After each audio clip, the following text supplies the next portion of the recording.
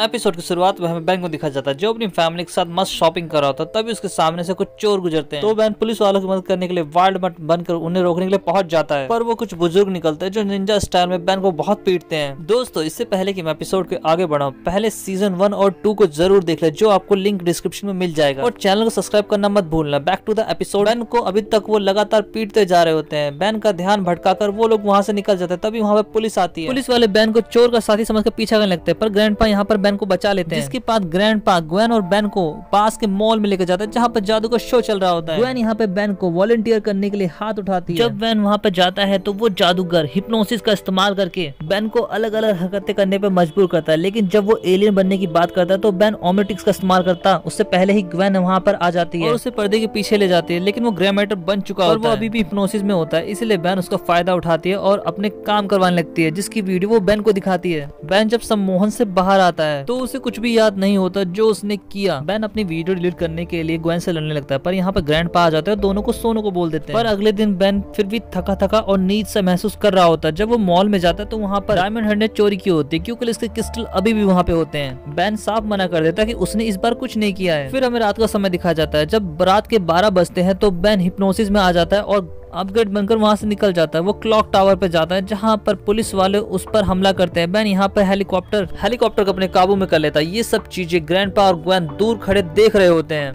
Ban उस helicopter से निकलकर फिर घड़ी में चला जाता है और उड़ता हुआ वहां से कहीं और निकल जाता है और उसी हिप्नोसिस एक्सपर्ट के पास जाता है। और ये सब क्यों इकट्ठा करा है हम आगे जानेंगे। बैन यहाँ पर एक जेसीबी को काबू में करता है और वहां से निकल जाता है। ग्रैंडपा उसे ढूंढ लेते हैं। ग्रैंडपा डिसाइड करते हैं कि जब तक बैन इस हिप्नोसिस से बाहर नहीं जाता तब तक वो सोएगा नहीं, और इसमें ग्वेन एक्सपर्ट निकलती है। वो अलग अलग तरीके से उसे जगाए रखती है। रात में थकावट के कारण उसे भी नींद आ जाती है और बैन पर सिप्लिमिनो फिर से हावी हो जाता है। इस बार बैन जागने पर हीट ब्लास्ट बनता है और वहां से निकल जाता है और एक फैक्ट्री में चोरी करने लगता है। जब ग्रैंडपा उसे रोकने के लिए आते हैं तो ग्रैंडपा और ग्वेन पे ही हमला कर देता है। ग्रैंडपा और ग्वेन खुद को यहाँ पे बचाते हैं। पुलिस वाले वहाँ पर आते हैं, इसीलिए बैन वहाँ से भाग जाता है। फिर हमें अगला दिन दिखाया जाता है। ग्वेन बताती है कि जब बैन का बीप बजता है तो वापस नॉर्मल हो जाता है। ग्रैंडपा जब सप्लीमिनो को ढूंढने के लिए ओनर के पास जाते हैं उस मॉल के, तो वहाँ पर सप्लीमिनो ने पहले ही उसके ओनर को काबू में कर लिया होता है। ग्रैंडपा बैन के पास वापस आ जाता है। ग्वेन यहाँ पर हथकड़ियां लगा देते हैं बैन को ताकि वो एलियन ना बन सके। तभी सप्लीमिनो हर जगह टीवी पर आता है और सभी को अपनी बड़ी घड़ी से हिप्नोटाइज करने की कोशिश करता है। बैन यहाँ पर छुप जाता है जिससे वो हिप्नोसिस से बच जाता है। सप्लीमिनो सभी को चोरी करने का आदेश देता है और सब वैसा ही करने लगते हैं, जिसमें सप्लीमिनो को बहुत मजा आ रहा है। बैन को यहाँ पर अपनी हथकड़ी तोड़ने का रास्ता मिल जाता है और वो तुरंत वाइल्ड वाइल्ड में चेंज हो जाता है